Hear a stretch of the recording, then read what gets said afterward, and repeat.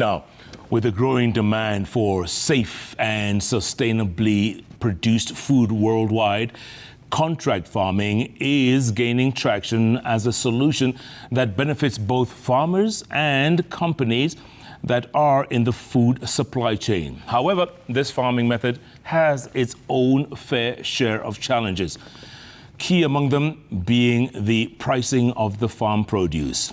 On this week's Smart Farm, our very own Dennis Otieno traveled to Makueni County to meet a poultry farmer who has successfully embraced this farming model. Take a listen.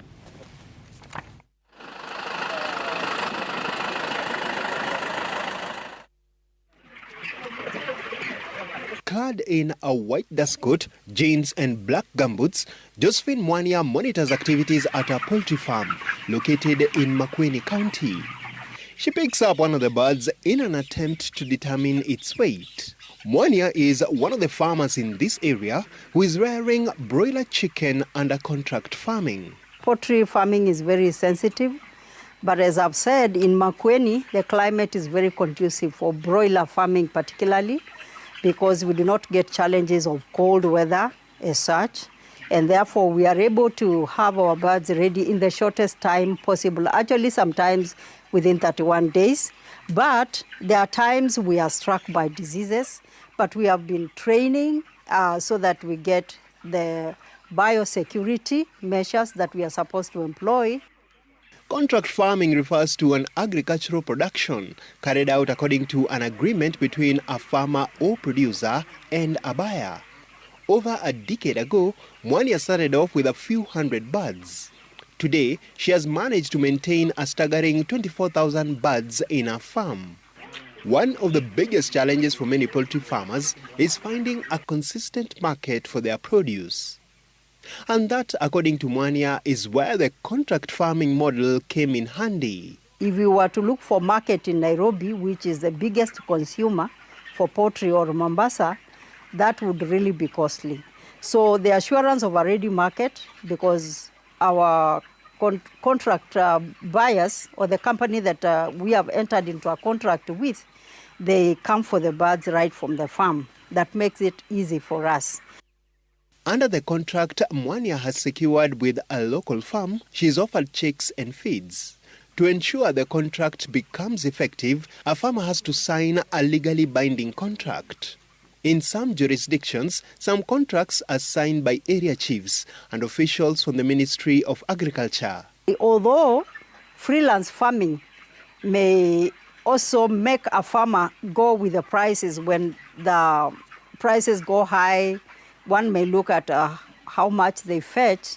I believe the losses and also the technical advice from the companies that give us the contract is a long way to go in success in the poultry farming, and also the way we keep the birds, because every week we have a vet coming to see how we are doing and giving us the help that we need to make sure we do it right.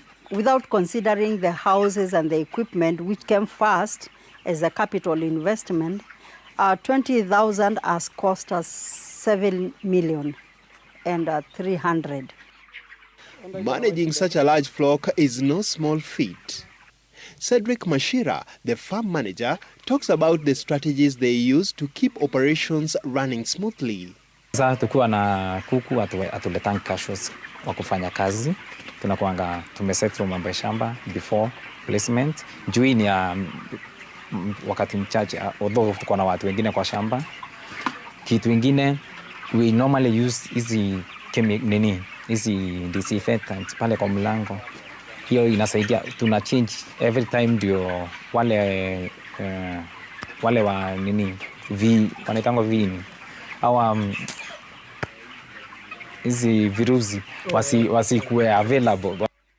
Contracts bind farmers to supplying an agreed number of their produce. Hence, it is important for all parties to honor their end of the deal.